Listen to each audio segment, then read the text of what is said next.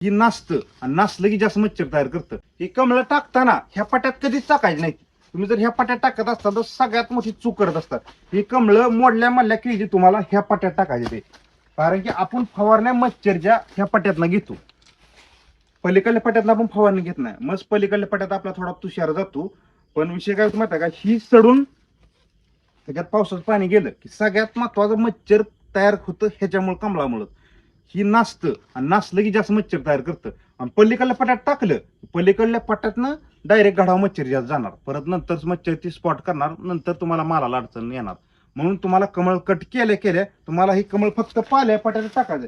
बरेच शेतकऱ्यांच्या बघा अजून टोप्या सुद्धा, आता ही टोप्या का असं ना, ही बारीक बारीक खाली असं मोडून पडलेले असते. ही सगळी घाण जे तुम्हाला ह्या पाल्या पट्यात टाकायची. म्हणजे फवारणी केली की पाल्या पट्यातलं सगळं मच्छर कंट्रोल होणार. एवढीच तुम्हाला काळजी घ्यायची आहे. केळीचा रेट बाबतीत जर सांगायला गेलं तर केळीचा रेट अजिबात उतर नाही, तर त्यामुळे शेतकऱ्यांना कमीत केळी देऊ नका. आजचा टॉप रेट म्हणलं तर सोलापूर जिल्ह्यातला 26-27 रुपये आहे.